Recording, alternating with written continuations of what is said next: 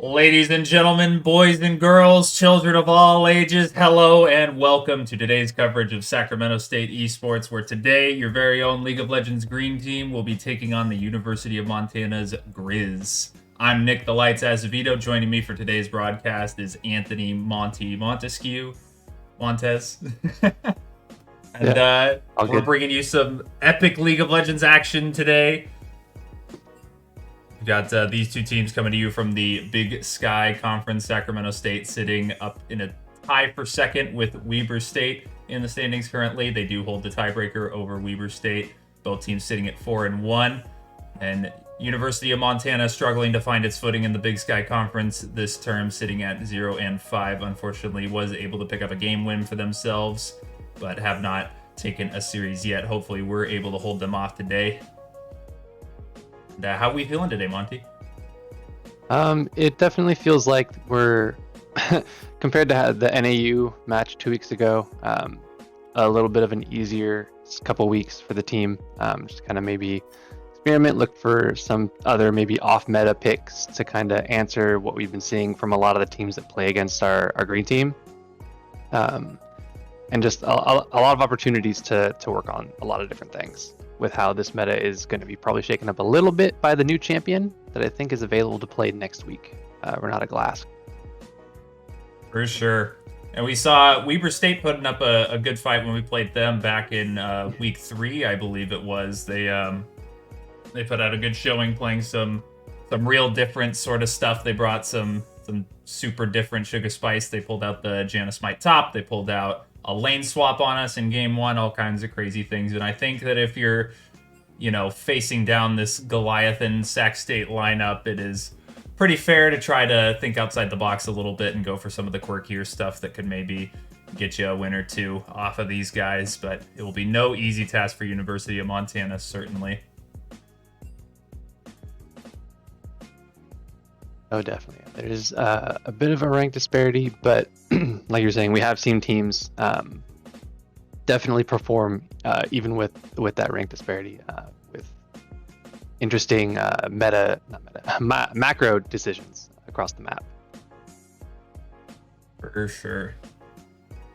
Now, to run you through the lineups really quick, you know them as well as I do. Sacramento State's green team starting lineup. It's Justin holding it down in the top lane, Bamo in the jungle, XP and X in mid lane, and then Venti and Garrett are star duo down in the bot lane. You want to run us through University of Montana's lineup really quick, Monty? Oh, for sure. It looks like we're going to have Old Kinderhook rocking the top lane. Jet Jaguar looks to be the jungler. Hyde as the mid laner. Jebe as the ADC. And Nayunara running the support. Awesome. For Montana. We'll see what they can get done today against our boys. Also, meanwhile, those of you fans of the Sacramento State Esports Club, huge shout out to our Smash Brothers team, Smash Brothers Ultimate team, going to be going to New York after qualifying for a big LAN up over there. Huge shouts to the boys for that.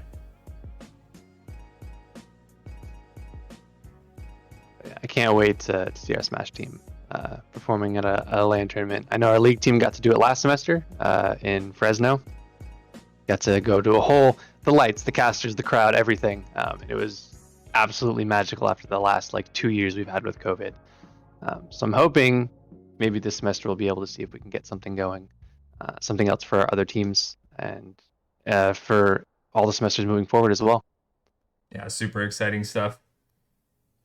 We're just waiting really quick here on the teams to get into the champion select here. Should just be another moment or two. Hopefully you guys are as excited as I am. Hopefully we'll get some good League of Legends today. Maybe we'll get some Reddit highlight plays and such. So it looks like the boys are ready. Dub.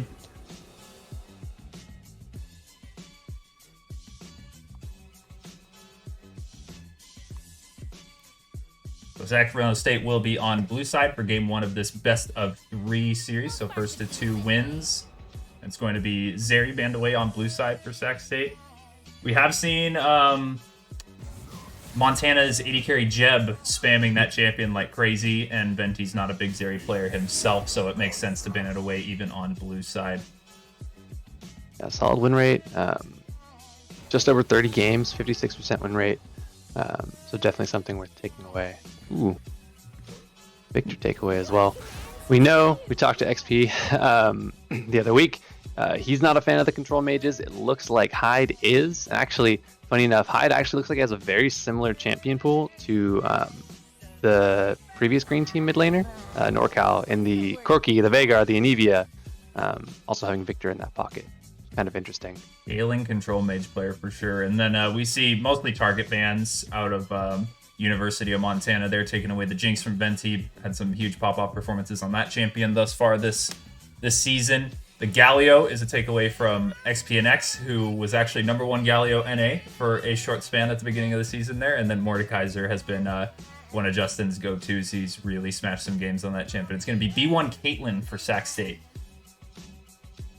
Oh yeah, I love to see it. I mean, if you give Venti Caitlyn and you give Garrett something that can continue to work to poke the lane down, we've seen Venti grabbing double-digit plates.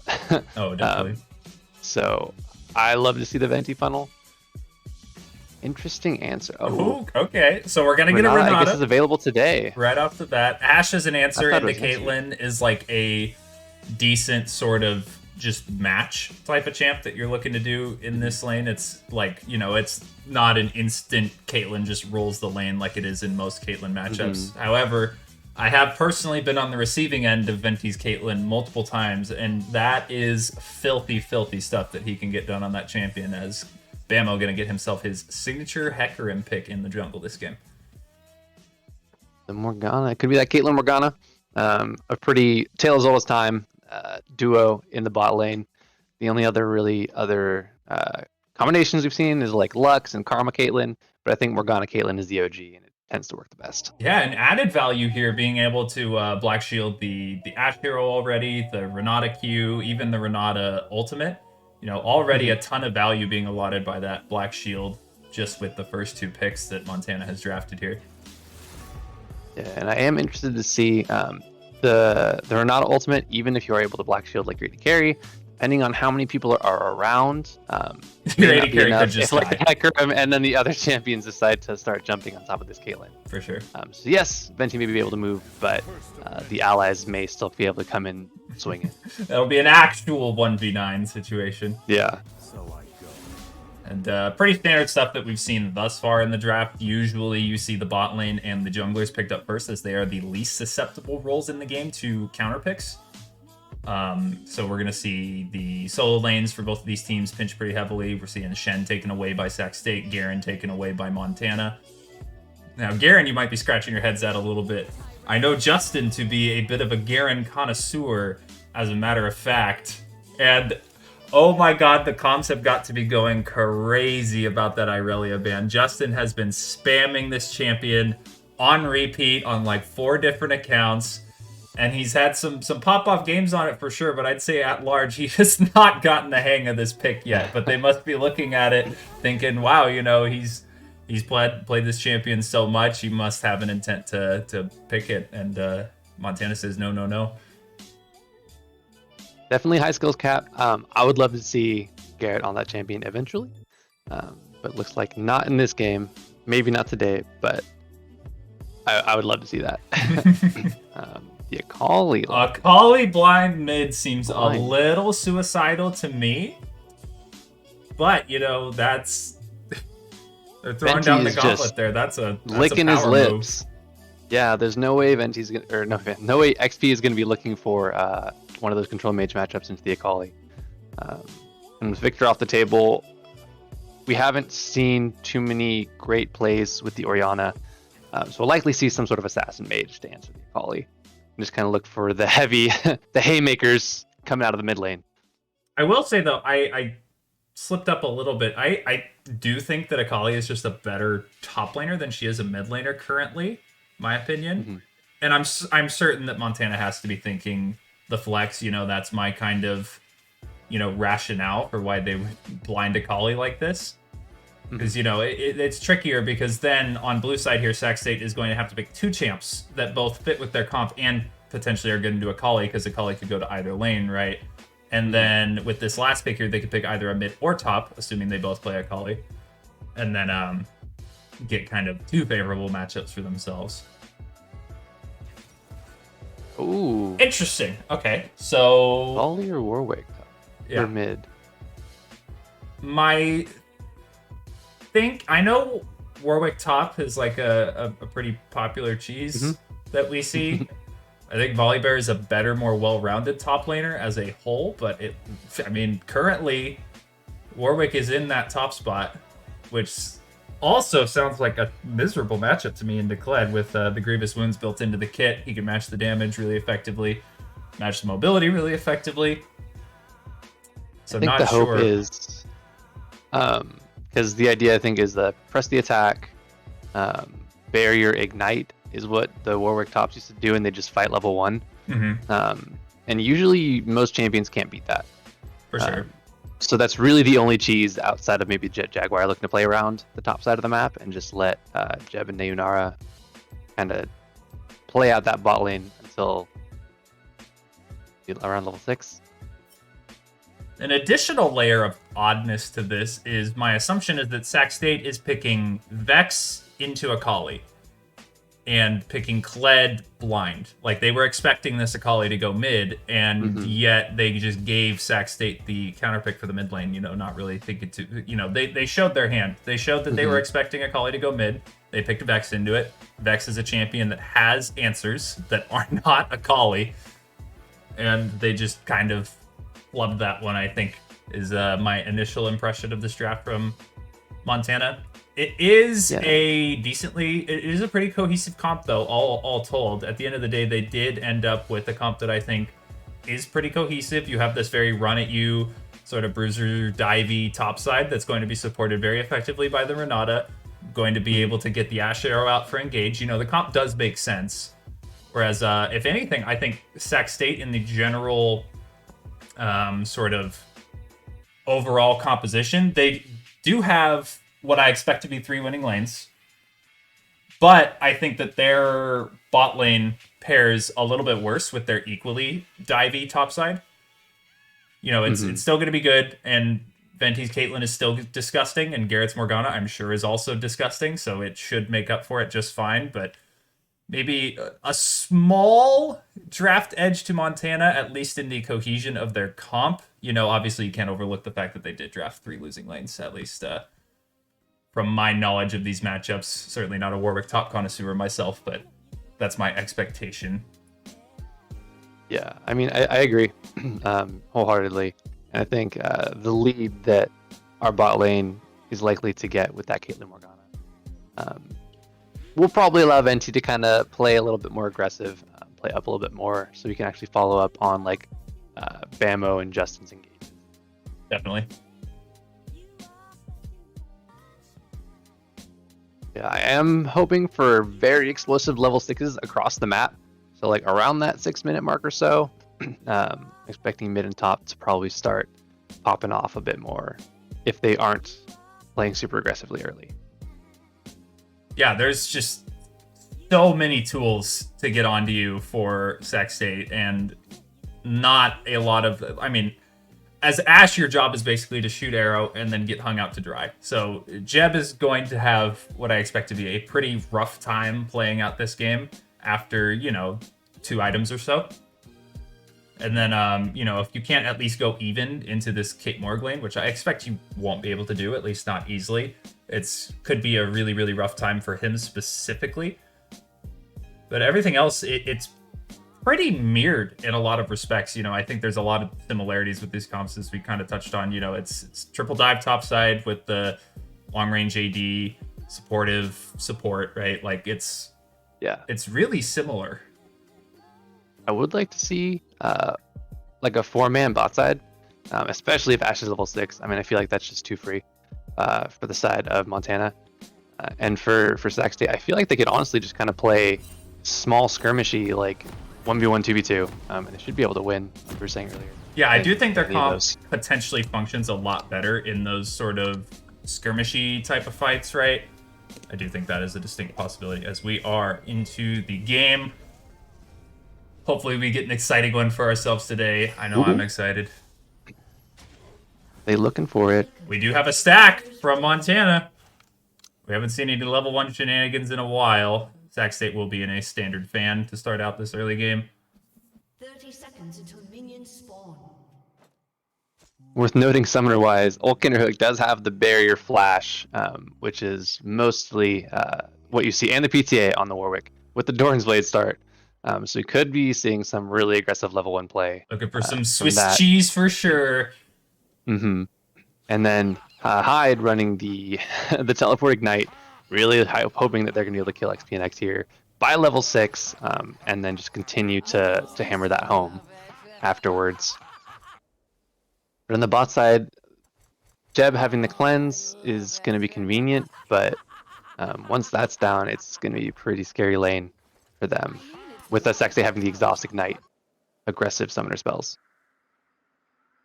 So for the jungle start here, we see Jet is going to be starting his blue buff here and pathing up towards the Warwick Kled lane, which I could see potentially being a very volatile lane. I don't think that's a bad decision at all. And then we see Bamo actually doing the opposite here, is going to be pathing down toward his bot lane in a lane that, you know, depending on the skill of the players, you could potentially get push as the Ash Renata if the enemy misplays, but I don't expect our boys to misplay, as we've already got a binding onto Jeb here, and he's going to take half his health bar at level 1, so push is going to go to Sac State, so Bamo pathing down toward bot side to provide some proximity for this lane, to keep them safe from the ganks, to threaten dives, and really abuse the power that you're going to have from this pushing bot duo here. Yeah, you see both pots already popped for Jeb. Any more? You got the biscuits, but any more bindings coming through is not gonna be good. Especially with Venti at level 2 having access to those traps, likely.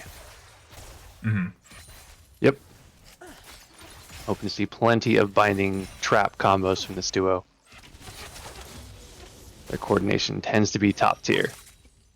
Jeb is opting for the cleanse in this matchup, which I think is perfectly fair. You know, with cleanse, you can get out of the Morgana binding before the chain would come into the trap.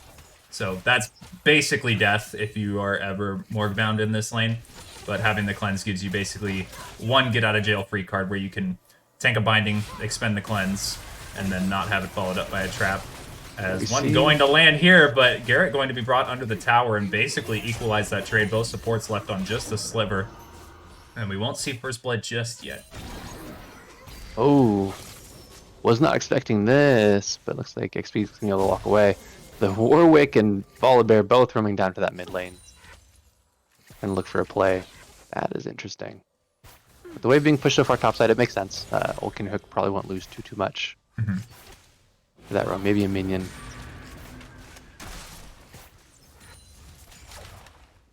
It's a solid play, a solid look, certainly. You know, Warwick is, of course, a jungler more traditionally, so he is fully capable of ganking that mid lane. We're looking for it. Justin's wave is going to be pushing. Just a matter of time here. Justin getting aggressive, looking for a trade here. Jet Jaguar is going to be in. The stun going to lock up Justin. Flash is available. Looks like the pocket pistol will get him under the tower, but you got to flash earlier there. I think there's a world in which maybe they get greedy, flash after you, and then that's a trade kill. Justin greeting his flash a little too hard there, unfortunately. I definitely look to probably do that before Scarl falls, and then see if you can kite that out from there.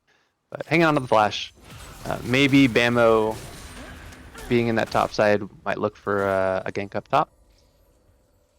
But with Kinderhook having both Barrier and Flash, probably won't pan out for much. Oh yeah, it's not likely to be enough damage coming through from Hecarim and Kled to get anything onto this Warwick. It was looking pretty good for Hyde until that turret shot came through.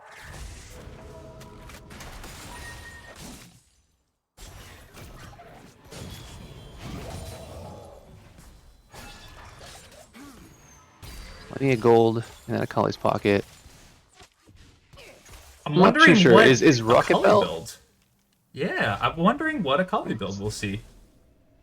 Okay, so he's got an alternator or whatever that item's called. So it'll be Dark Harvester or Rocket Belt. But it could be Dark Harvester. I mean, that would make plenty of sense for the Night Harvester. That's what it is. I think I said Dark Harvester as well. But too many. Yeah, there was the Chem Tank Akali that was running around for a while, and I thought that was absolutely disgusting. That the Chem Tank plus the Demonic Embrace, first two items, is so ridiculous. You are still doing Akali thing, still one-shotting people, but you are like 3k HP, and then you just keep building all of the AP items that also give HP, because there are a lot of them in the game now. For those of you that have been, paying attention to that kind of stuff, you can end up as like a, 500 AP and also 3,500 health Akali by late game. You've got the Chem Tank to run at people. You've got Conqueror to just vamp through all the damage. It is disgusting stuff. Cam was in this bush. Or if he was waiting for the lane to get pushed so they could go up for Drake. Maybe for a counter gank against Jaguar. Zaxate will have numbers here off of the bot prio. Hyde is level 6 here. Definitely want to respect that. Justin roaming down this time instead of Kinderhook there. Petal is down. The Jaguar will be hit up by the ultimate. His flash going to get him under the tower. XPNX's Vex ultimate going to go wide there. 2 ultimates burnt for Sack State. Granted, flash from Jet Jaguar is down. Could be an opportunity, maybe look for a Drake play. But with this prio the bot lane's got, it might be kind of tough.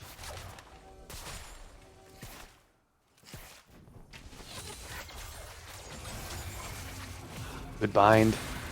Gonna find the bind The net trap. on underneath the tower. Oh! And a trap And into the headshot last already. headshot, going to Triple pick it headshot. up for Venti. Is that a triple headshot from Venti? Oh my goodness.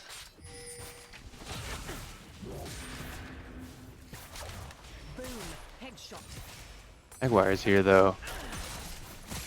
Are no wards. No flash Flash is down for available on Venti. Venti. He does have the exhaust though, and Garrett does have flash himself. Jaguar going to be hit up by the bind, and Ooh, it looks he's gonna like go on. Venti could pick up a trade kill here. He Exhaust. will in fact pick up a trade kill. The arrow, the level 6, going to come out from Jeb though, and going to be able to pick up 2 kills for himself. Huge for this Ashe in this lane to be able to pick up 2 early kills, accelerate the build a little bit into this just miserable Caitlyn lane. Oh yeah. We do have level 6 coming up soon for Garrett, and that stopwatch should also be up. So looking for our big baller shot caller to make some crazy happen once those 2 things are ready to go. For sure. It is interesting.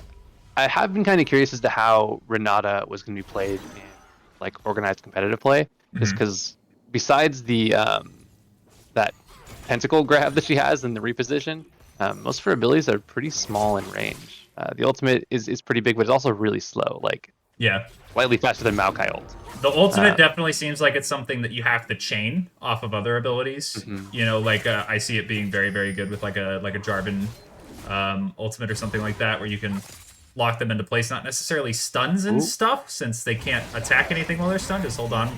Got aggression onto XP in the mid lane, but the slow is going to land and dissuade that play. Flash was available for him, so you need that to land right off the bat.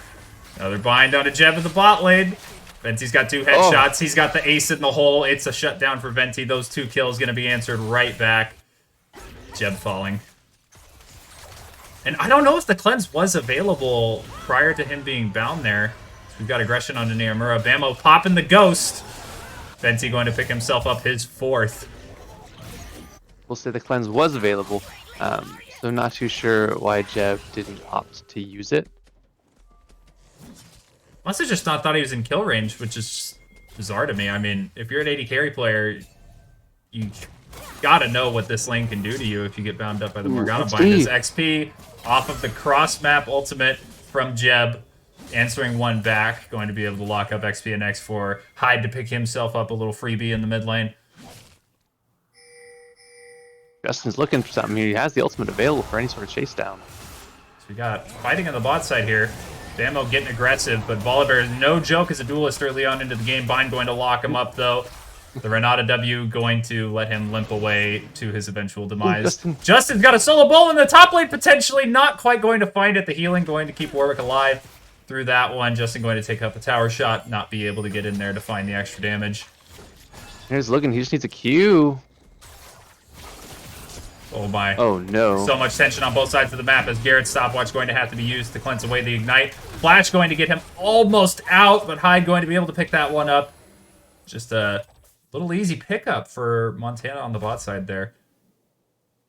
It might turn to be a menace, besides Sac State. I'm not too sure if there's going to be enough peel. I mean, the Morgana shield, yes, but Akali should be able to shred through that pretty easily. You also have, I think, these types of champions that Montana has on their top side are the best types of champs that you can play with Renata. Like, split pushers and skirmishers and stuff like that that have tons of damage but are melee need to go in. They benefit so much from Renata W. Like, when you're drafting, it's like, when you draft Morgana, it's like half of it is just for Black Shield, right? When you draft Poppy, half of it is just for Steadfast Presence. For Renata, it's her W. That ability is ludicrously broken. Being able to get the res off on these champs that can pop off, if they can just go in with Reckless Abandon and not have to care about dying or anything like that, because they're just going to get rezzed over and over again, they can just take over games. So champs like Akali, like Warwick, they're going to be able to use this quite effectively. First tower down just before 12 minutes. And you love to see it. You want to get this bot lane out onto the map. If you're in a if you're playing bot lane in a position like this, is hold that thought. Renata going to be locked up by the onslaught of shadows into the binding. Venti picking up another one for himself. Hyde looking to get on out of there. He's got another one. What did I tell you? This man's Caitlyn is banger. something else. Oh, man. Absolutely insane play from actually everybody. Garrett landing that max range binding onto the Renata. And then Venti looking for the ward over the wall into the net headshot. Jebe, no way he could be expecting that. You gotta expect plays like that when it's Venti on this champ, man. Dude can do things on this champ that I didn't know were possible. Find out a Jet Jaguar. He is a durable bear. Got the Renata W on the ulti, going to get him out of there. I could be caught here. Kali a slippery champ for sure. The ult into... Oh, just a sliver on the guy, the ace in the hole. Potion. Not going to find it for Venti. Tragic. Or not tragic, if you're a Montana fan.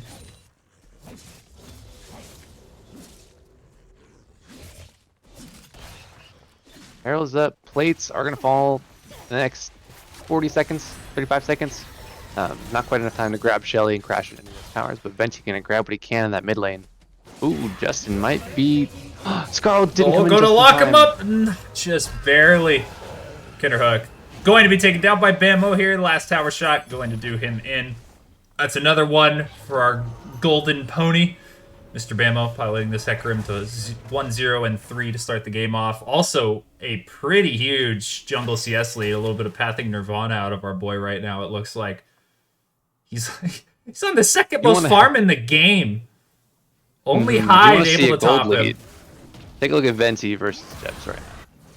3,000 gold, the difference between these two bot laners. We were talking about the Jeb getting a couple of freebies for himself, getting himself back into the game a little bit, but Venti Caitlyn, you take one step forward, he takes 3. Got, what is it, probably somewhere on the, like, at least 6, maybe 7 or 8 plates between the bot lane and that mid lane. Mm-hmm. I mean, absolutely huge. He's got the Gale Force. He's got 2 items before 15 minutes. 2.5, basically. He's a problem. He is a bit of a problem. This Caitlyn, this is a champ that plays a lot different with a lead than most of the AD carries that Sac State tends to draft. They tend to draft AD carries that are incredibly powerful in the team fights. And while Caitlyn is no slouch in that regard, you know, obviously she's an AD carry. She does a lot of damage. She can hit forever. But this is a champion that you want to think of like a chess piece, that you move around the map. You're making rotations first off of the prio that you guaranteed get in whatever lane Caitlyn's in. You rotate to another one. You take the tower. You rotate to another one. You kill them. You take the tower. You just keep moving this thing around the map. It doesn't just sit in one lane the way like a Fiora does or something like that. You got to get this thing out and moving around like this just wrecking ball that can come through, take down all the towers. So we got lots of numbers in the top lane. The charge going to get Justin onto Jet Jaguar, who's going to buffer away from that one with the Volibear ultimate. But XP is in, as well as Bammo. Jet's going to fall. Old Kinderhook dropping super low. XP going to get the reset for himself. Pick that one up. 2 going over to Justin. Huge. I mean, Sac State just dove the 2 tankiest members on the side of Montana. And juggled that tower aggro perfectly. Justin leading, the Scar will hop off, reset the aggro. I believe Garrett was in position to pick up the aggro next. Just at the outside range of the tower, so that was chef's kiss. Perfect indeed. Might see 2 objective bounties claimed here if Montana can take down these 2 outer turrets. No, not even close in that mid lane. I think you'll grab that bot lane. Going to be A one little bit over of bonus Hyde. gold.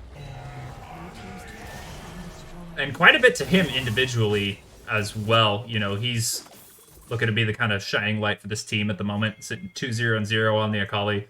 He's got himself quite a bit of gold early, in a position to perhaps be a thorn in Sacramento State's side. There's no champion better equipped to deal with a Caitlyn than Akali in this game, so we could see that potentially matter later on down the line, but it will be an uphill battle for sure. Venti is so close to that Infinity Edge. We could be looking at a free 20-minute, essentially full built AD carry. 3 items is really all you need on any of those crit-based ADCs. For sure. Garrett does have the Zonias. Garrett's doing a lot of damage in his own right now. With the Zonias picked up. Mm-hmm. Venti, of course, Really you know, is just soon to gonna come. walk in, pick him up in 2 autos, but Garrett chunked him like, you know, to half just with the binding and the W. Oh yeah. Definitely one of those scary supports who isn't quite like the brand Zyra, do a ton of damage, but those binds hurt. Second is Ocean Drake. Should be free for Sac State. Oh, I can't imagine there will be any contest coming out from Montana right now. Herald was picked up. We'll see, maybe they're going to drop it mid and walk away, just kind of claim that objective bounty real quick. Teams have been doing this against us a lot since we tend to have huge early game leads like this. You know, dropping the Herald mid, you pick up an objective bounty for yourself, you circumvent any wave clear that Sac State most certainly has drafted. You know, in this game, you got Vex with a lot of wave clear, Caitlyn with a lot of wave clear. You crack that mid outer, give yourself a lot more space to maneuver around the map with, pick up an objective bounty for yourself. 2 of them, actually, in the process, so great play for Montana there, answering back a little bit of the gold, but 6K is nothing to scoff at. Oh yeah, this early into the game, you could call it an insurmountable gold lead.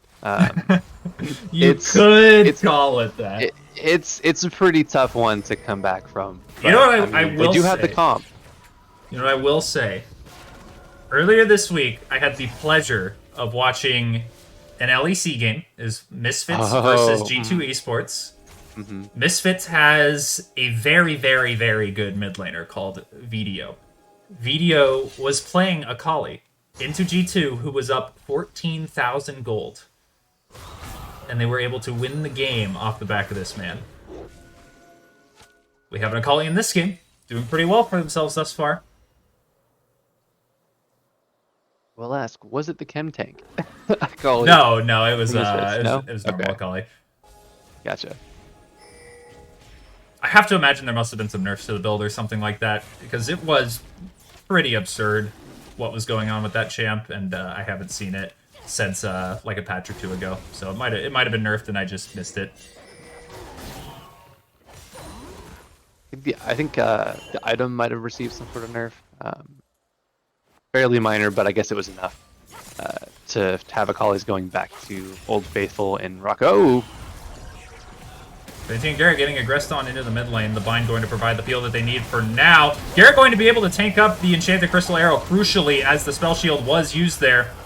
And it looks like Sac State will be able to peel off this fight. Garrett with an incredible flash out of Hyde's Akali Ultimate XP going to be able to land a fear onto Kinderhook there. The Renata W down onto him. Both Hyde and Kinderhook dropping incredibly low. Kinderhook will die after the Renata W wears off. Jeb going to expend the cleanse here, but he's getting run down by Bamos Hecarim. It's 2 kills over to Venti. Sac State going to take down 3, going to lose none in return. Pings are on to the Baron.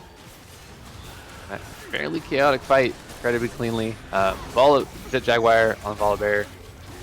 Not using the ultimate, seeing the Morgana binding coming through, take advantage of that unstoppable. Pretty much sealed the deal. Any sort of follow-up from Montana would have been fairly useless as the fight was the 5v4 at that point. But huge play, binding after binding after binding from Garrett. Bamo jumping down key targets, and Venti's kind of able to pop off in the back. Absolutely incredible team fight from Sac State. Really good stuff indeed. I think one of the most critical moments in that play out of Garrett, huge play. Literally just stepping in front of the Ash Arrow when he's got the black shield on him. Would have gone for Venti had he not stepped in front of that thing. Tanks it up with the black shield, and Venti is able to do so much work in that fight. Does have a QSS for himself now.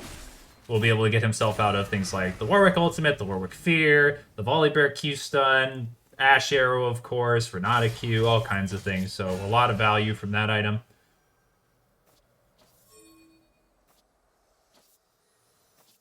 Oh. Justin going to find Hyde here. That. Oh, he doesn't want it. Oh my goodness. The red buff slow the Gale Force. Oh. He's got it. Oh, the ace in the hole will seal the fate of old Kinderhook there. Venti's legendary on this Caitlyn. 11, 1, and 3. Doing exactly what he set out to do. Exactly what I think he would do. Time. Oh, he's doing it to him. This could be the kill for Justin here. Going to be popped up and just barely Hyde's going to slink away.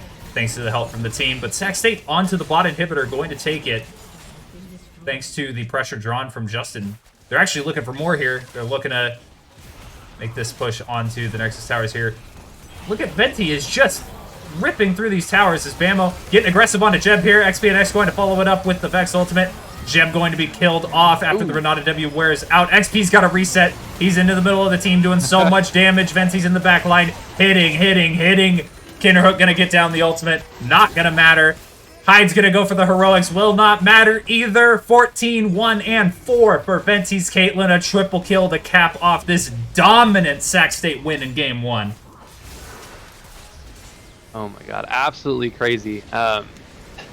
Just the aggressive early play, those frequent skirmishes, like I was saying, those 2v2s, those 1v1s, out of like pretty much the entire team. XP playing a little bit more of the safer game, but Venti, Garrett, and Bamo just constantly looking for fights.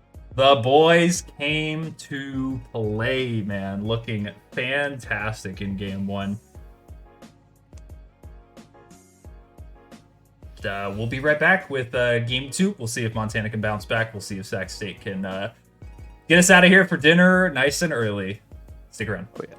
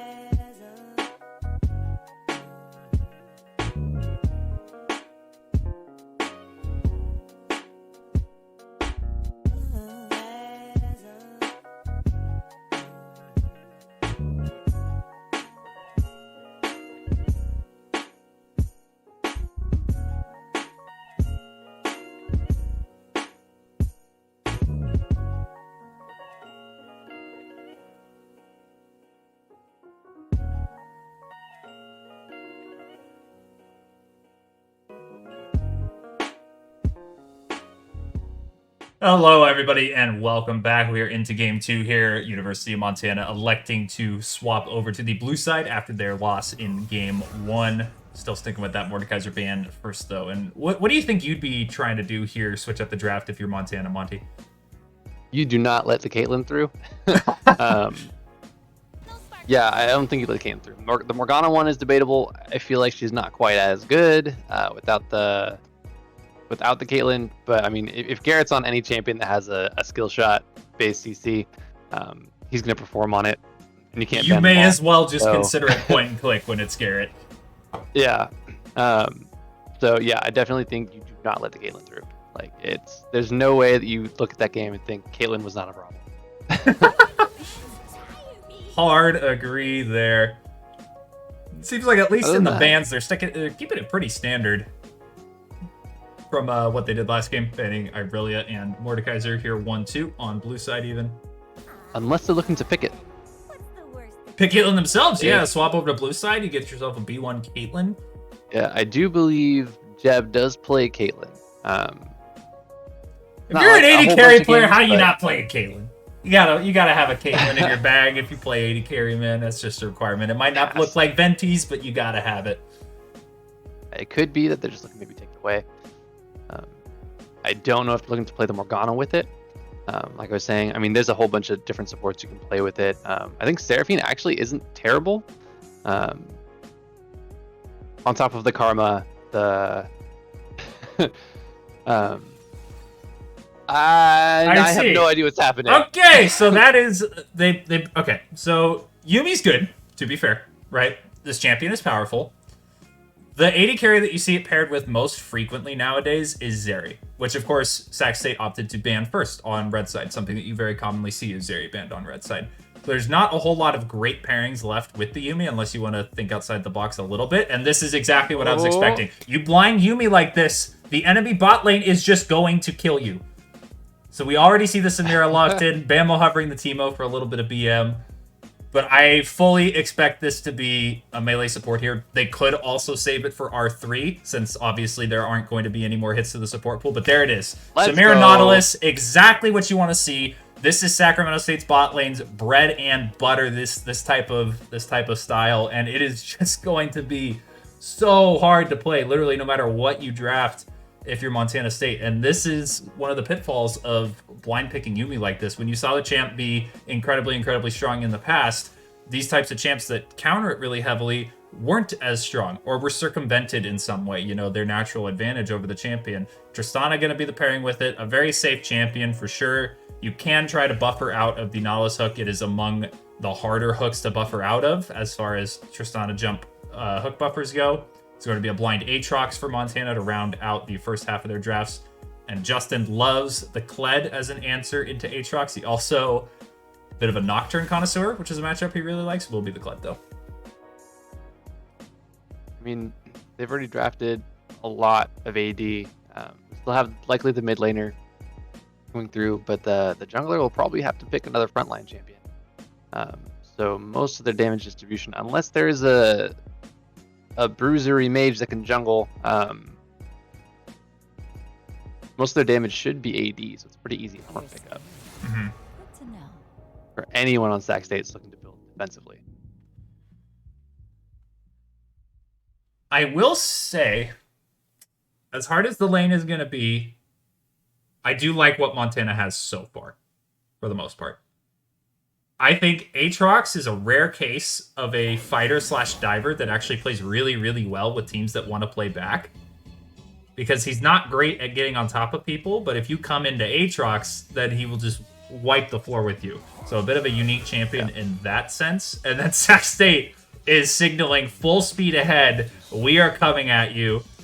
Like, there's no other way for this team to play with what they've drafted thus far. And if they draft for something different, then it's just not going to be cohesive. So, you know, Montana drafting for a team that wants the enemy team to come into them, answering Sac State's team that has to come into you. So I like that aspect at the very least. Man, Bear Pig hovered for a second there, but that was going to be a lock in. I'm curious as what's going to be played mid lane. Akali's banned out. Most of those control mages that I would like to see picked into this aggressive comp are banned out. Maybe Vex is an okay answer. I don't think it's particularly great. It just has to have wave clear. That's the one thing Montana has Yeah. absolutely none of right now that you need is wave Maybe clear. Corki. Might be a Corki angle. It does do a pretty good damage spread between the all right. It's whack. I don't know what's happening. Tristana and Aatrox are like the sole damage dealers on the team. They're both AD. Zach is pretty much the only source of magic damage.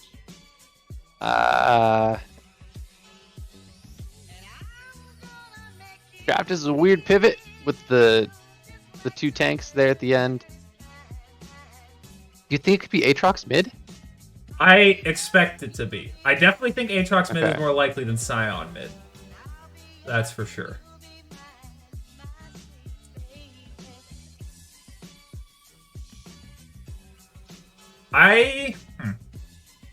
This is tricky. So Montana has like no damage, which is a bummer. Your Tristana lane will be losing. So this team has no damage, really. They have like Aatrox does a decent amount. Zach does a surprising amount for sure. You know, these champs like they do damage, of course, but like how are you gonna kill Kled or Nautilus or Xin Zhao? These are not even like full tank champions that we're talking about. These are just like build 1 or 2 durability items and like hope to withstand at least for a few seconds against a normal composition. But they're going to be proper tanks into this University of Montana lineup, and oh man, it could be really, really tricky to play out. And on the flip side, what they give up for that lack of damage is they have so much durability. Like, you have 2 full tanks buffed up by Ayumi. You have Aatrox that's going to be drain tanking your whole team. You do have a lot of crowd control on the side of Sac State, so maybe that doesn't come to the forefront as much as it could into other compositions. But you don't have any tank killing on this team, effectively. You know, Kled does some damage. Syndra can hit pretty well into tanks, but it's not a Cassiopeia or anything like that. Samira, again, does damage, but it's not a Vayne. It's not, you know, a Jinx. Like, it's just, I don't know how these teams kill each other. These fights are going to go for so long, so maybe then the wild card becomes the Yuumi coming through with the heals for these long fights. We'll have to see, though. It's super, super interesting drafts. There's a lot of healing, I think, actually, between Xin Zhao, Samira, Zach, Aatrox, like you're saying with the Yuumi. In general, a good amount of healing, and yeah, pretty beefy lineups across the board. Yeah, these fights are going to go long, for sure. I think if Sac State can kind of get a similar lead to what they had last game, where the tanks can really come online with multiple items, it won't matter too much. But I mean, if this game goes into that like 25, 30-minute mark, yeah, it could be looking pretty good for Montana. Yeah, that's where I draw the hard line, I think, with these two comps. It sounds like it's so back and forth, like such a mirror, again, kind of like we were talking about last game. Where I draw the line is I do think Montana outscales. But Sac State's got great lanes. I can't imagine... Wait, hold up. Whoa, They didn't swap Aatrox and Zach. Whoa. Okay. You totally missed that. Okay. So I was... My point still stands. I was going to say they have 3 losing lanes, again. And that is still true. Maybe even more so with Zach mid lane as opposed to Aatrox. So at least Aatrox can wave clear without hurling himself at the wave. So, yeah. Seems hard. But yeah, I think if the game goes to 3 items, Montana's got a really, really good shot. But anything before that, and it is going to be really hard. Oh yeah. I know that like there's been Zach top and Zach support as like some really weird niche flexes for the champion, but I don't think I've ever seen Zach mid. I have. It's not good. I've got some friends that play mid lane and get bored and play some really quirky stuff. So I have seen it. And it does damage and stuff. Like the champ's damage is good. Very surprising, you know.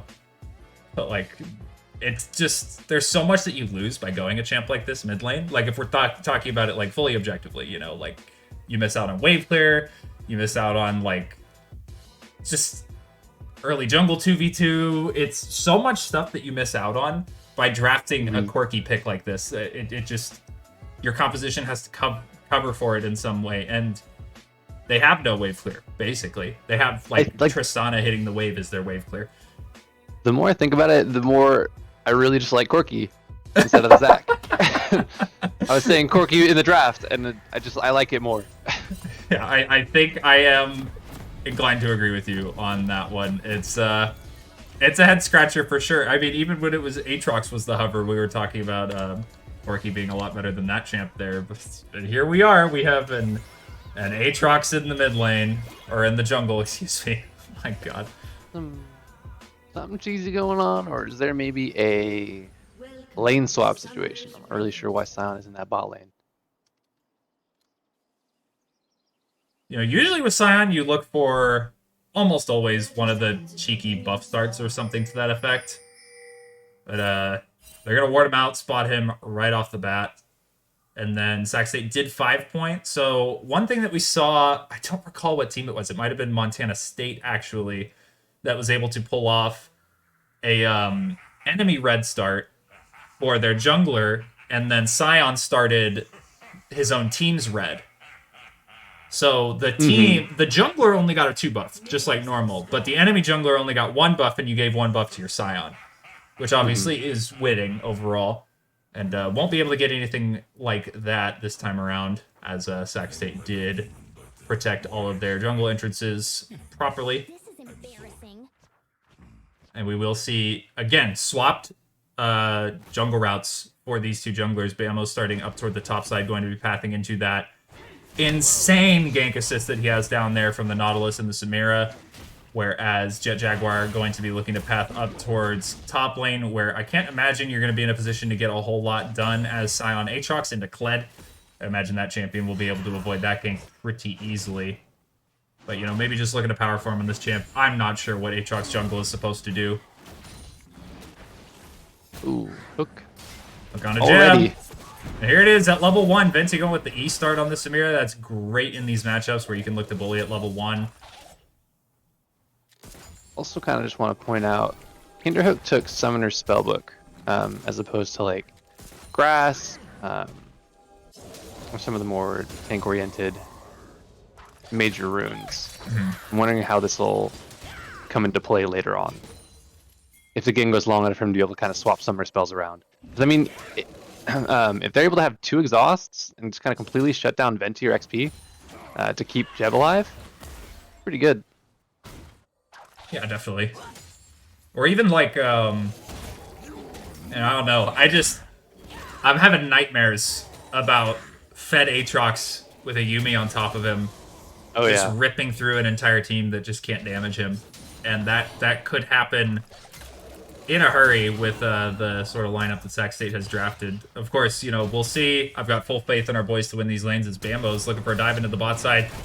The flash passive coming through from Garrett. The hook going to land in follow. Venti's flash auto will pick it up. Garrett going to be executed, not giving any gold over there. And that will force out ATP from Old Kinderhook to attempt to dissuade that play. That's progression in the mid lane now. XP going to be forced to flash very early. Bamo is in to support this. I have to imagine that this is a winning 2v2 for Sac State. Stun going to land on a Jet Jaguar. Bamo's got the 3 Talon Strike to follow up on that CC. Hyde going to block out the Wind Turns to Lightning from Zinzal there. And Jet Jaguar will make it out of that situation, only his flash expended. Hyde doing a decent job with CS in that mid lane. XP maybe not looking to be super aggressive and just kind of focus on the CS to get that lost chapter early. Yeah, that little bit that we were panned over to the mid lane just while they were kind of laning, wailing on each other back and forth. You see this Zac sustain coming through quite a bit. You know, he's starting D-Shield here. He's got the Bloblets that he can pick up from just spamming W on the wave and stuff. It's, you know, he's sustaining through a good bit of this Cinder Poke, so you know, we'll see how that shakes out. Bamo's into the top side here. Gonna have the knock up on the Kinderhook. Justin's going to land the root. Will not be flashed out of. This could be Kinderhook going down. He's got the Q channel underneath the tower. No it's so close. It's a double. And that's 2 kills answered over for Kinderhook. Just over-committing to the dive there was Sac State. Oh my goodness. Look at the Zac damage! Fighting in the wave. Yeah, Ooh, not a taking good the buffer. whole minion. Oh! Canceling out the rocket jump there. The Zoomies going to get Jeb out of any follow-up, but... As the Nautilus main, there's no pain greater than not being able to land the auto attack as they're running away.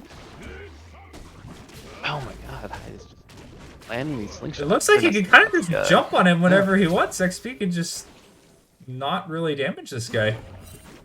What do I know? Seems to be going just actually fine. coming in really clutch. Just kind of bullying XP with it.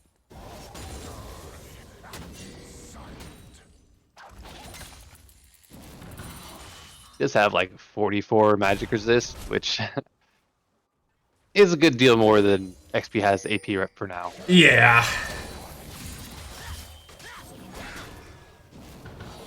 Kinderhook. Justin's back with a vengeance into this top lane, though. XP, this level 6 available for him, but you gotta have that Zac real low if you want that to finish him off, I'd imagine.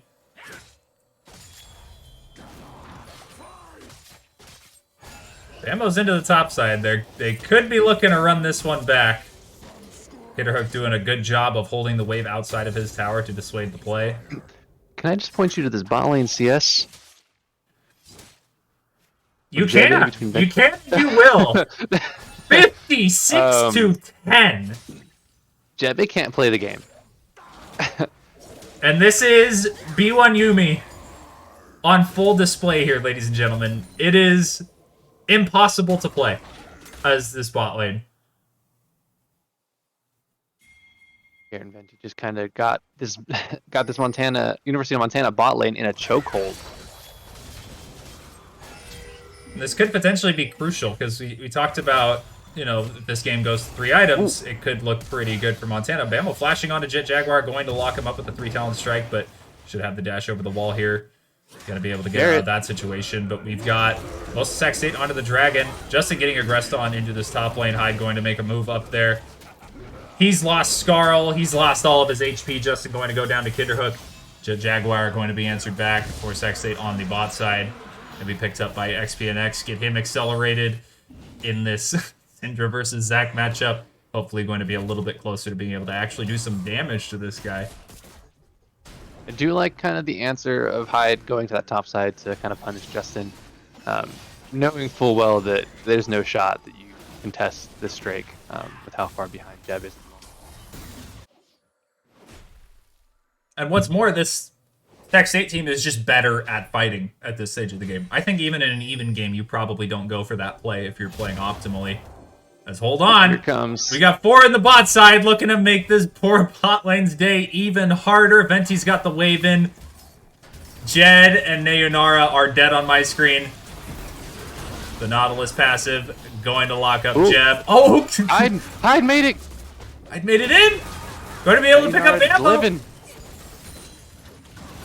Making me eat my words. Only Jeb going to fall from that play, and a trade kill going to be answered back. Great play out of Montana's mid laner to be able to answer that play with a roam of his own. Oh, XPNX getting aggressed on now here, dropping pretty low, but not a whole lot of follow-up from the Zac after he gets done with the initial elastic slingshot there. It is about to be the craziest Uber driver Leonardo has ever had the pleasure of riding with. Absolutely like insane run down. Uber driver on Roller Coaster Tycoon or something. Yeah.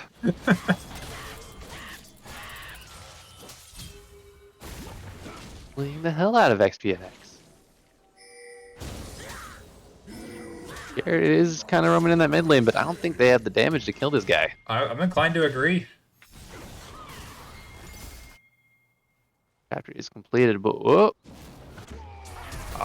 Oh, good little flash scatter the week of XP. Going to be able to Oh! Get out of... Oh, the flash Q3 No out of way. Jet Jaguar. Not expecting it, XP, it seems. Oh. Oh, they're killing the bot lane. Then we're getting aggressive on the hide now, going to force the flash out. He's got the mark, but he had already expended the dash earlier. Won't be able to follow up onto that play any further. Definitely surprised that Hyde and Jaguar pulled that one off on XP, but gotta respect the Zen Zhao. I mean, he's got three long swords and the Iron Spike Whip. Mm-hmm. He is tons of damage in his arsenal right now. Ooh-wee. I'm curious what the Zac build is going to be. He's got 2 Ruby Crystals, which I expect under normal conditions to be a Bambi Cinder that we're looking towards here next, into perhaps a Chem Tank or a Frozen Fist or who knows. But, you know, given the fact that it is Zac mid, it could be any manner of things those are going to build into. Ooh, Jeb. Oh. So can have it. Oh, huge the Jaguar into answer. We'll Jeb be able living? to lock up Garrett. Jeb's alive for And the moment. Nara's here. Benzie's got a lot of stacks. We'll see what he can make happen. He's got the ultimate down, but the Oh. healing just not quite there yet. Not going to be able to do the damage by himself. Oh, Justin going to Nice. remount and land the bear trap on the rope. Flashes in to ensure the pullback, and that's going to be a kill over to Bamo. Ooh. Nice little cross-map play to answer for Sac State. does look like it's gonna be a Sunfire Aegis, I think, for Hyde. Does appear that way, yeah. So, pretty standard build at the very least. You know, as unorthodox as the pick in a vacuum is, you're gonna see Oh, pretty he standard does land randomization, I guess. punch. Oh, He should XP. be dead here. Scatter the Weak going to buy him a little bit of time. Oh no. It's going to be kill over Nautilus to Hyde. casually. Ooh, I was gonna say Nautilus casually 1v1ing the ADC. Just kind of hashtag ADCs in 2022.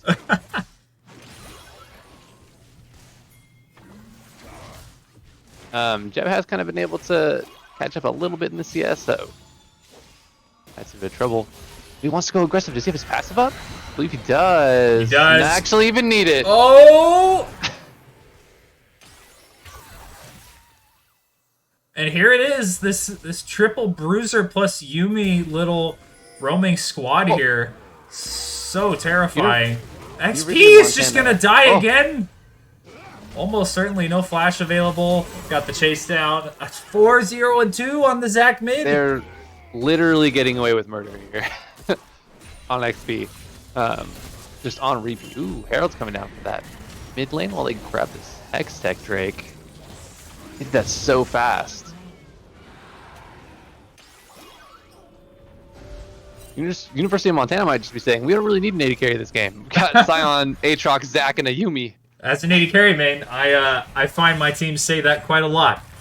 So they could just be on the same wavelength as the players that I queue with in my normal games. Just let this one go. Walk away, bud.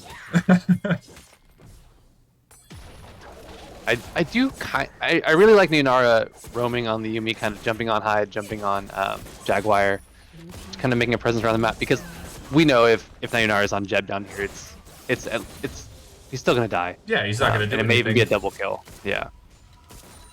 So kind of having a presence, having those zoomies around the map, while not necessarily traditional for a Yumi, I appreciate seeing it. It's like, Turret plating will soon forgive me if this analogy falls a little bit flat, but Yumi's a bit like Orochimaru from Naruto. He just picks up bodies, uses them, and then discards them after they are not useful to him anymore. And Jeb is a discarded body, as he is just enabling Hyde to run down XP and X over and over and over again. I mean, Jeb's role in this game might just beats ult Venti out if Venti goes in.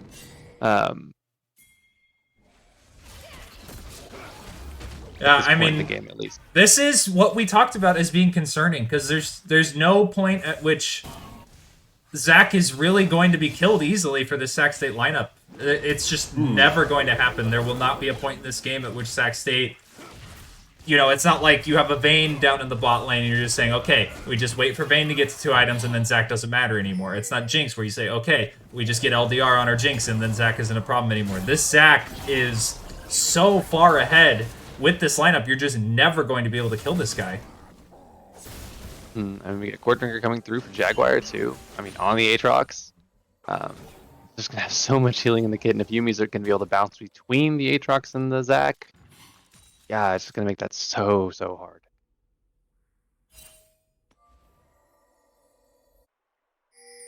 Venti being on the Samira does have that shield bow. It's kind of a defensive-oriented item. Maybe usually you want to see a collector second, but I don't think you can do that this game. It's got to be LDR. XP getting bounced all over again. It is just so painful for this guy. Second Herald going to Montana, maybe? Yeah, XPNX can't come here. And we'll see if Venti and Garrett can make it down in time, if they're just going to give it. Yep. Okay, they're just going to hand that one over. Yeah, with the Hyde and Nayunara power duo roaming up there, I don't think there's ever a contest that can be made there. And adding insult to injury in this game for Sac State is you can't really play side either. You know, when you're in a position where you're just never going to be able to team fight like this, oftentimes you can at least fall back on some strong side laners to, you know, get some odd-numbered fights in some different map states that maybe favor you a little bit more, because they do have winning lanes everywhere but mid. But Syndra is just never going to be able to side lane against this team. Just too squishy, not enough PL tools or mobility coming out to keep her safe from the roams that'll be coming in from a Yuumi-assisted, you know, Scion or Aatrox or Zac. It's just, there's no way you can be in a side lane alone as XPNX this game. It's going to be really, really tricky to play out for Sac State.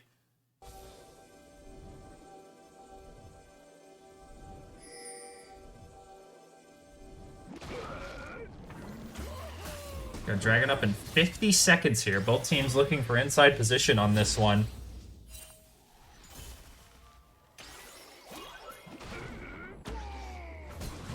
XP going to be locked up by the Elastic Slingshot yet again. 5 members strong going to take the poor guy down.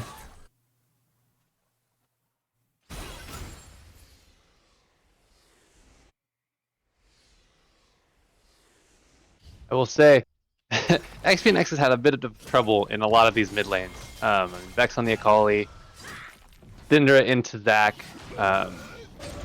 Even last week, I think it was like a Victor into LeBlanc game.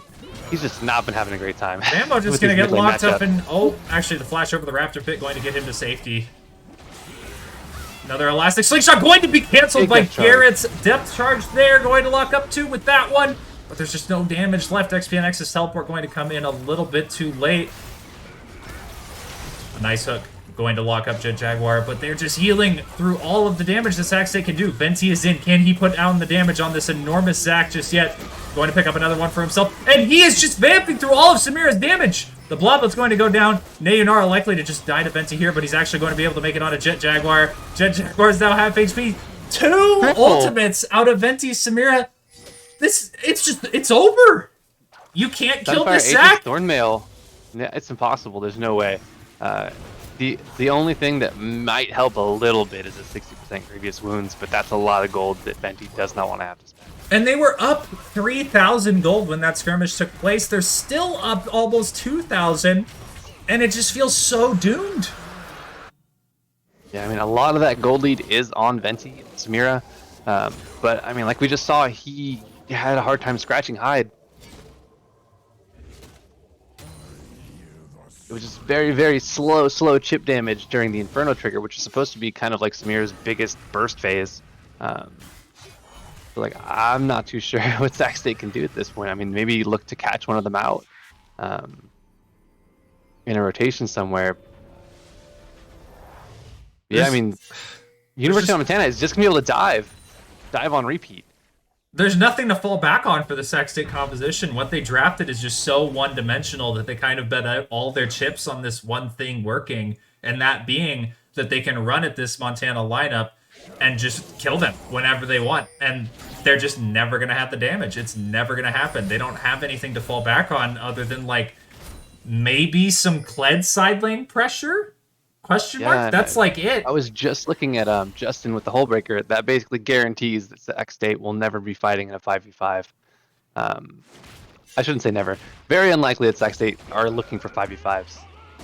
They'll likely want Justin in that side. No damage. Oh! Oh, going to lock up Venti with the stretching Huge strikes. roots. The last chapter going to come in there. Lock up Venti. He's going to buy some time, get out of there a little bit, but will not be enough to get him to safety there. We were thinking about grabbing an early dinner, but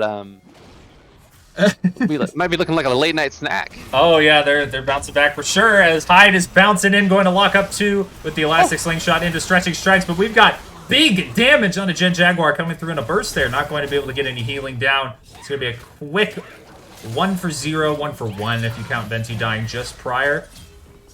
Just in this bot lane that cannon is in a winning position here. Ooh.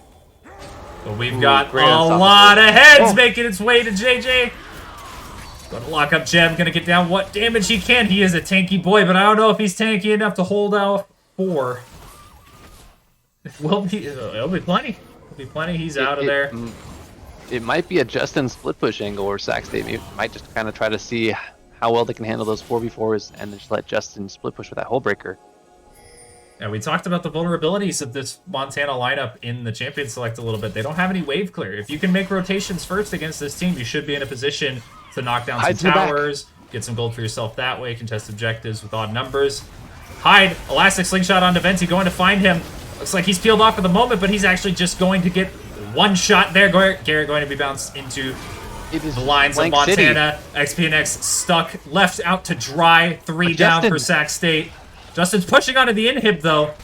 They seem to have identified the same little glimmer of hope that I did, sending Justin into the side lane to get done what he can. Montana onto the Baron. Bamo not going to be warded out here. Could be in a position to make a hero play for the squad. Justin going to take down the inhibitor. He's up 2 levels on Kinderhook here. Will most certainly be a winning duel for Justin, as long as it may take.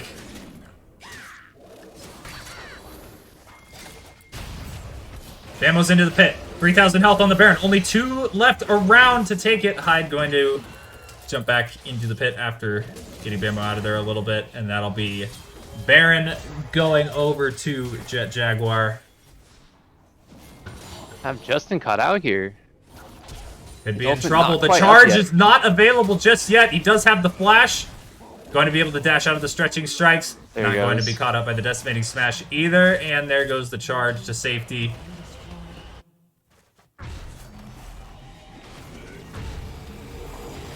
Justin doing well to try to keep this ship afloat for Sac State. It's looking dire, but he's doing what he can. Putting out quite a lot of pressure. It hasn't turned into any difficult choices for Montana just yet, as the Sac State lineup has such a hard time just holding out even wave clearing against Montana with their ability to just dive onto anybody wherever they see fit.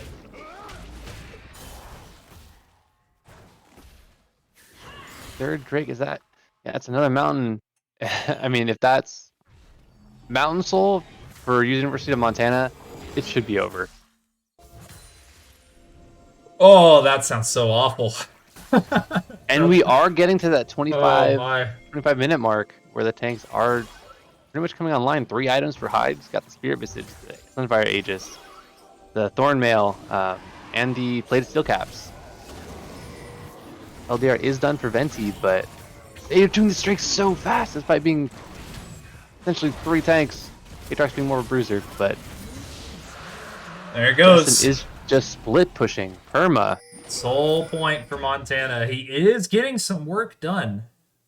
Sac State, Being on despite Montana. everything, has maintained a 2,000 gold lead, despite being down. How many is that? 14 kills. The farm leads are just absurd. All the split pushing from Justin has them with a pretty solid gold lead. So Ray collapsing on him here. Ooh.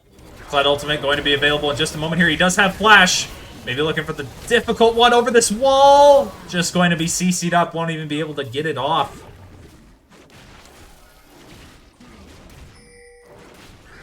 But yeah, like I was saying, the Kled kind of split pushing in those side lanes, whereas Kinderhook has been trying to group, but hasn't necessarily been getting kill participation. So the gold just quite. Oh, Elastic Slingshot going to lock up too. He's got Yuumi on top of him as well. Venti going to be dropped very low off the start of the play. Hyde dropping so low, but just continuing to be healed back up by the Yuumi as well as the Bloblets there. He takes no damage. Venti gonna get down the Inferno Tracker, flashes in, thinks he does damage. He does not. Garrett going to... Oh! Yender is pushing that mid lane. Sack State are basically sacrificing pawns and trying to take major objectives here. XP is kind of trying to take down that mid tier 2. Justin eventually able to take that tier 2 top. And then Garrett's really giving them the runaround here. Execute, maybe. It might be 10 seconds here. Is the execute. God Gamer. Ooh. XP's dead on my screen. Probably not necessary, Yeah, but oh no! Oh, the charge going to come in to try to save the play, but he's 1v3 now. Gonna have to skirt on out of that one.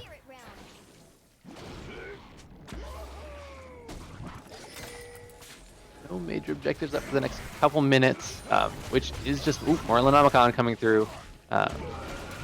For XP, I mean, we'll see if they're going to even be able to get them low enough for that 60% to proc. And it's just too little too late. I mean, Hyde still has 2 item slots, and they got nothing but tankier. Demonic Embrace hopefully coming in here. Just to kind of seal the deal, do a little bit more damage. Look at this. You can't play? Death Dance is done for Jaguar. I mean, we know a lot of the damage threats are AD in Bamo, Justin, and Venti. XP did go that Merlinomicon and Everfrost, so he's not quite the bursty Cinder that you're used to seeing. It just seems so doomed. They're just throwing their weight around at this point, Montana. Justin doing what he can in this against Kinderhook, but Kinderhook's just buying time, stopping the bases. 4 dead on the side of Sac State. This is just going to be the game for Montana on this push. You have to imagine Venti up in 2, but he can't do any damage. He can't wave clear. Oh, actually, Depth Charge on Jeb. We'll see if it's enough. Woblets are out. Hyde is wobbled up. Nayunara going to zoom They're on low. out of there. Hyde super low, but doing so much damage to Venti. 1,000 gold going over to your Samira there. He's got another ulti, going to pick up 2. That's a triple kill for him. That's a quadra kill for Venti. You've seen it once before on the Samira. That one turned into a Sac State dub. We'll see if that was the turnaround that they needed. So much gold going into his pockets. Multiple huge shutdowns going into the pockets of your Samira here. Timers are kind of long. There's a wave. We'll see if Sac State's gonna be able to end it here. They're on to the inhib. They could be looking for the game. It's very close. Got 10 I think seconds. Montana These should have champs one not chance doing here. a whole lot of damage to these towers. They might 5 have one seconds more on the chance. bot lane. The health 2 charge is so seconds on the low. Scion. Oh my word, this is going to be so close. I don't think they got this. I think they're going to have to back off here. The Kled ultimate going to get Justin to safety. Oh man, Sac State being able to stay in this game. So bizarre. A little bit of an overstay from Montana there trying to end the game, and then Sac State managing to just get out in the nick of time. See if they're going to be able to catch anybody out. Garrett likely to get that recall off. Oh, Montana was typing GG when they were on the Nexus earlier. I just noticed that. Prioritize Garen. Mountain Soul is up in 10 seconds. It's look like If you're Sac State, you have to be there. Play You're the trading king. this. That's just an inevitability. I think you just have to go for this dragon here. Cannot risk taking a 5v5 fight here and giving Montana Mountain Soul at the absolute worst. At best, they just take the game. Justin putting pressure down into the enemy base to enable Sac State to pick up this Mountain Soul, or this Mountain Dragon uncontested to deny the Mountain Soul. Gold is even. I mean, we are getting close to that. I mean, I think we put kind of a hard limit at about the 30-minute mark as far as Montana being able to just straight up win the game. 3 items we're was getting what there. was the hard line that I drew, at least. Thing is, though, Sac State's out here playing chess while Montana's playing checkers, despite the extra strength in their composition at this point in the game. Poor Jeb is still just sitting on those 2 items, not able to catch up whatsoever. Most of the waves are being kind of funneled into Hyde on that Zac. Here it is. Demonic Embrace is done.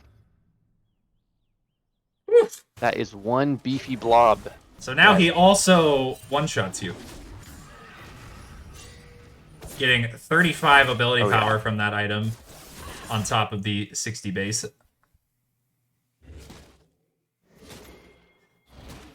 Yeah, with Yumi on him, looking at almost 200. Oh, Very me, close oh to my. XP and X's AP values. My god, Charge from Kled has been the most valuable ability in this game. Just every time Montana looks to make a play on Justin, he's just got the Kled ultimate to get on out of there. No big deal at all. And now, with 3 chasing down Justin in the bot side, Sac State pushing into the super minion wave, looking to crack the final inhibitor tower, despite their map disadvantages. Luckily, the super minions can be a little tough to kill.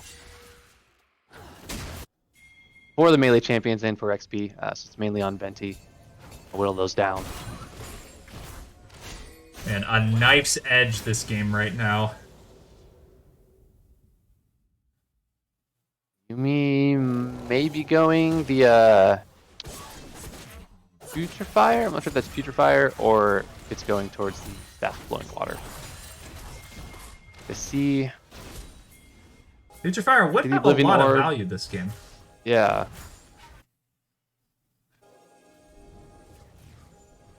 Especially just with the Moonstone being able to kind of proc on multiple members on top of this. Is that Sion ulting into that bot lane? Just looking to pick up the wave, I'd have to imagine. Montana got full control over Sac State's jungle at this point. And just take note of where the vision line is for Montana at the moment. Since they haven't cracked that top outer yet, pretty scary to walk into Sac State's top side jungle, but so much vision control in that bot side jungle. With the Mountain Soul coming up in 2 minutes, you know, Sac State will have ample time to clear that out, but for right now, they can play around picks in Sac State's bot side so incredibly effectively. Randuin's Omen. Kinderhook. Just kind of further pushing down Venti, gonna make it so much harder to kill this Sion. They're just invincible, and I have to say, I am so glad that we got a game like this. So knife's edge, you just feel like any team could win off of one decisive play. It's great to see when we were expecting kind of a wash from today. Oh yeah, no, I'm in love with this game. I mean, I was doubting the draft kind of on both sides initially, but hey, cast a curse, it's real. Oh, for sure. We're 4 strong into Montana's bot side is Sac State. Hyde! Hyde's gonna face check. This is a very, very tanky Zac with the Yumi on top of him. The Bloblet's going to come out. He's going to be one-shot. Nayunara going to be one-shot right afterwards. Oh, Hyde had rezzed! They didn't pick up the kill on Hyde! Jet Jaguar doing what he can, vamping up with the Gore Drinker, but going to fall. They did not pick up Hyde. Hyde able to get back to base there, going to be able to assist in the wave clear here. It is still a 3v5 situation for Sac State as they're on to both the top inhibitor, Justin Solo, against 2, as well as the mid inhibitor, 3 strong. This will be the top inhibitor falling for Sac State. You have 15 seconds on the Yumi. You have 25 seconds on the Aatrox. What can Sac State make happen?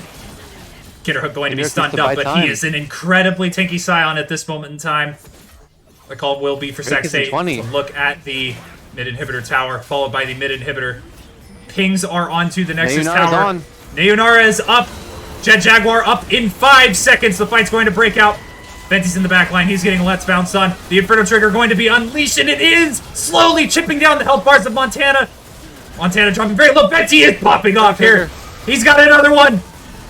He's going to pick up. And then stolen by Bamo. Oh, no. Oh, my God. Oh, my word. Sacramento State takes it back. Oh, my. That was a tense one. Venti playing out of his damn mind in that last team fight. What an incredible fight from our golden boy in that last fight.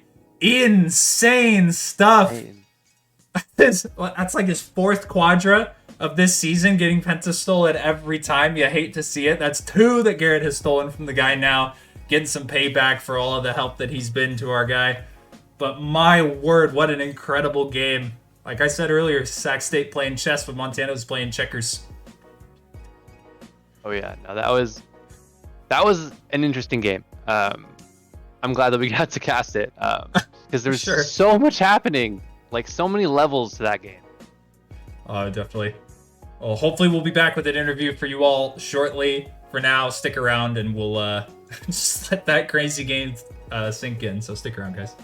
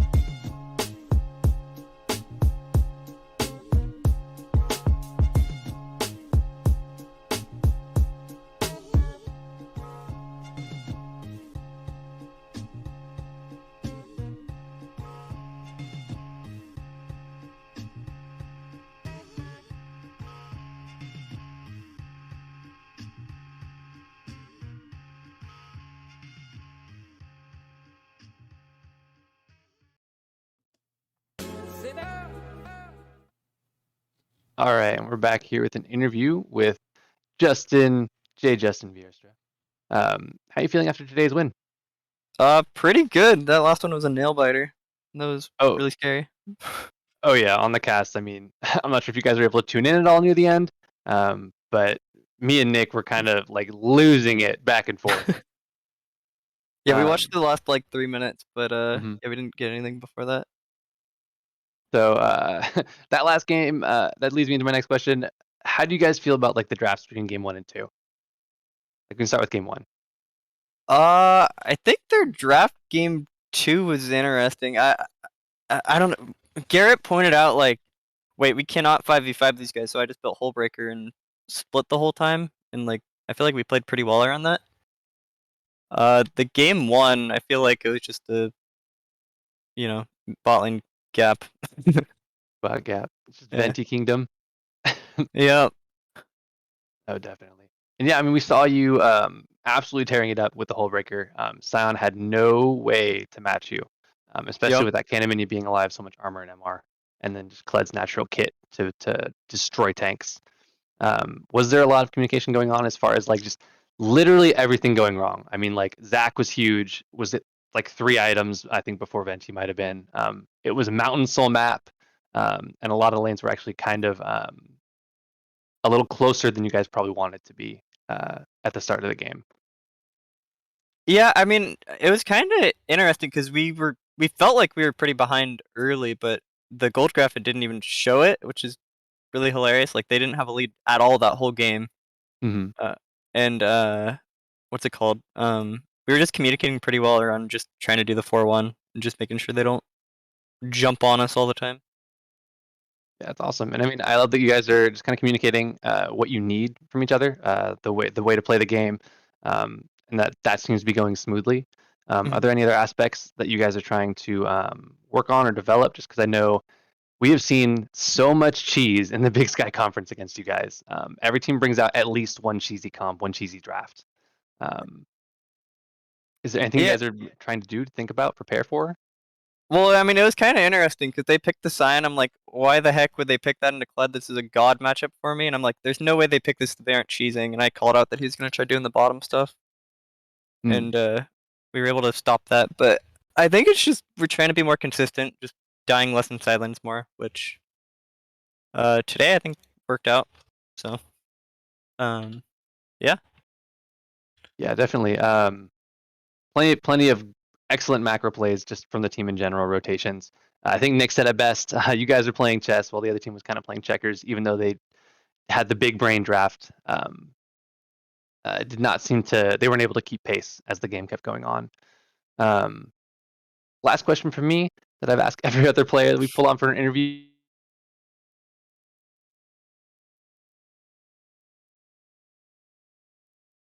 Want us to theory craft for emotes, or is just in time just the goat? Just in time is the goat for sure.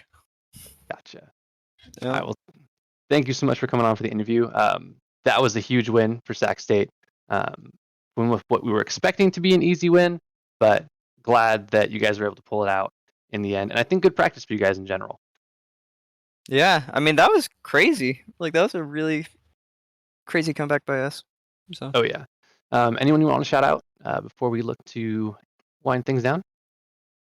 Hi, Anthony's dead. Thanks for supporting us. Yep. All right, love to hear it. And then Nick, if you want to close us out. Oh, man. I don't know how I could possibly follow up a game like that. So proud of our boys for being able to pull back such a difficult game like that. You know, incredible to see. We really have seen most of our matches thus far be incredibly one-sided, one way or the other. So it's great to see the boys pull out an incredibly difficult one. All that said, thanks so much for tuning in, guys. Thanks so much for tuning in to all the previous games this season. We really appreciate it. We'll be back with you next week. But for now, everybody drive safe, sleep tight tonight, and have a good rest of your day.